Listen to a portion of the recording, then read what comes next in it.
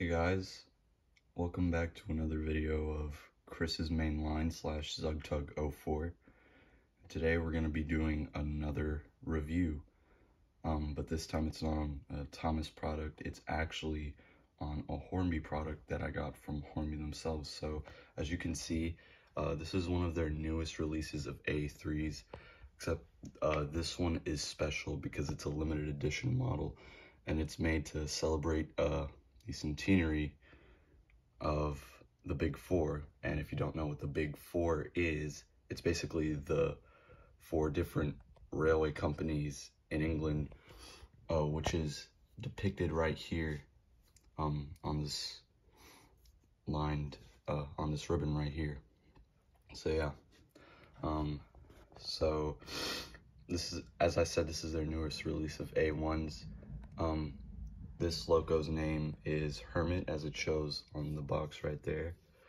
And it also shows Hornby's new style of packaging, which I think is a much better upgrade from the old packaging. And over here, it shows the plans of the locomotive right here. So yeah, very nice. I flip it over. Excuse me, I'm a bit sick. I might sound a little weird. So yeah, there's also the side. This also shows the product code. It's also DCC ready. So yeah. If I turn the box upside down, it also explains a little bit of history of the locomotive, but I'm not going to read all of those paragraphs. So yeah, and these are also the 3 other locomotives that they're releasing for the centenary, but I'm not gonna collect them. It's just the A3 I went for. I mean the A1. So I'm not gonna open the box because I already took the locomotive out, but there it is in all its glory. So yeah, before I get into the locomotive and its detailing, I'm going to show you what it came with. So this is the certificate that it came with, and it shows that it's a limited edition model. So yeah, and as it says, as it mentions on the certificate, it says that this particular version of the A1 Hermit was among the first 10 of the A1 class to be built. So yeah, that's interesting. And yes, this also did come with the detail pack. Yeah, brake rigging and painted crew. And this also did come with screw link couplings, but apparently I couldn't fit them onto the locomotive because they're really, really tricky. There's this little hole right here, like in between the vacuum pipe you have to fit the coupling into, and it's really hard. It's actually almost impossible because of this very small hole. So Hornby, I'd recommend fixing this issue, because this is because when you struggle like putting it into the socket, it just ends up damaging the paint of the model. But that aside, this locomotive does look very lovely. I have to say, I really, really like the choice of finish. It's a big step up in Hornby's game with their models.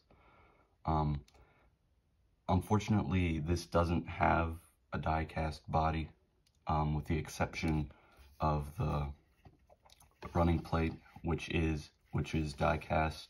It was very cold to the touch when I got it out of the box. And yeah, there's also a lot of bogey detailing. There's a lot of rivets. Lining looks wonderful. So does the LNER logo right there. There's the coal load. Hornby have recently started to give their models removable coal loads. I kind of tried, but I don't know if it's removable or not, so I'm not gonna bother. And they've also started making this new tender connection system with their models, which I think is a very nice upgrade from the previous drawbar. So yeah, there's a little like circuit right there.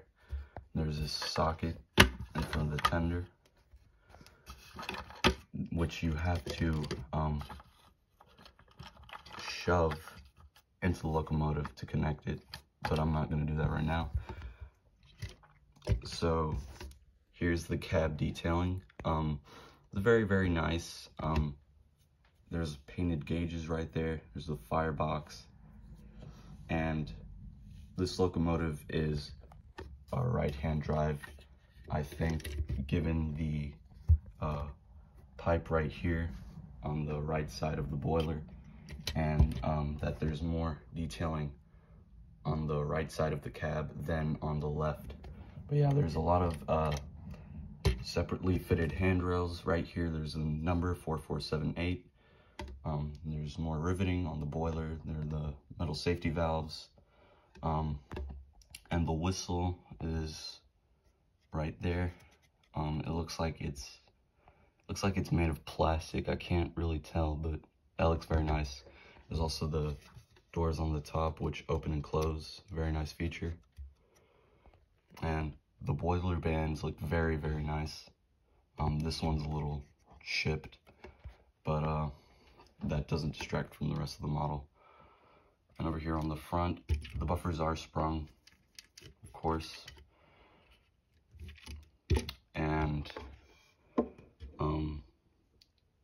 there's also the handrail detailing on the smoke box door, and there's also the correct amount of lamp irons and on the smoke box, and they're perfectly straight. They're not bent or anything. That's very nice. There's the vacuum pipe right there. So yeah,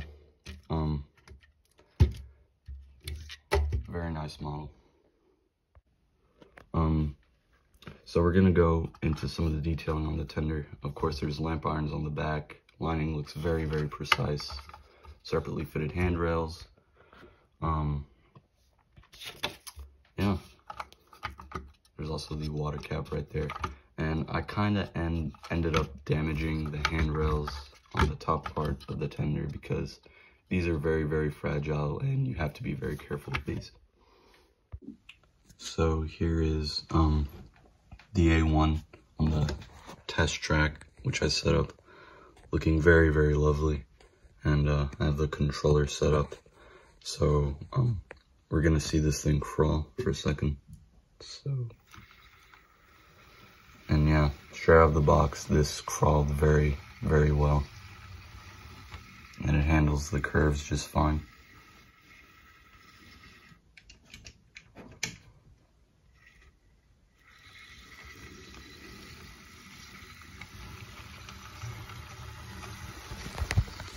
Excuse me. Yeah, very good crawler. Let's bring it up to speed.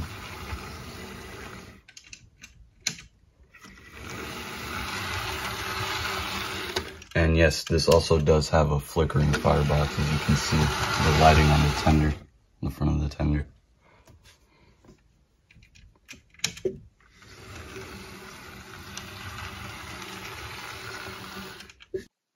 So here's the locomotive looking very nice. And as you can see, I set up a small goods train, a brake van.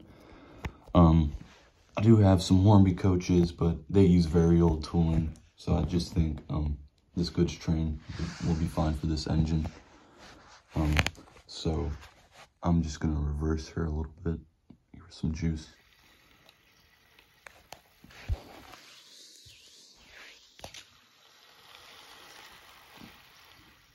Excellent crawl.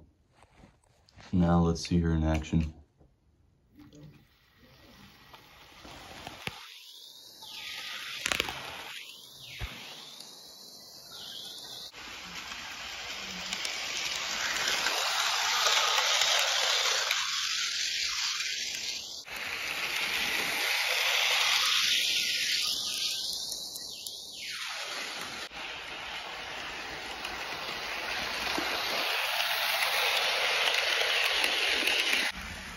Now let's see what she's like when she's going for it.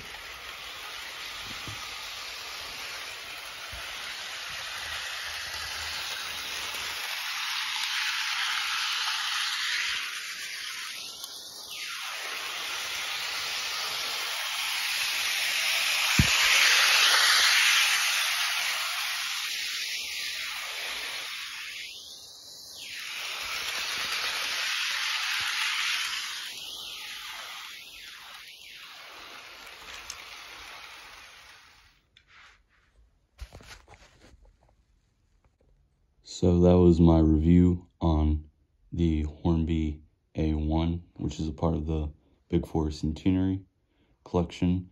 Hope you enjoy this video. Comment, like, and subscribe, and thanks for watching. Bye.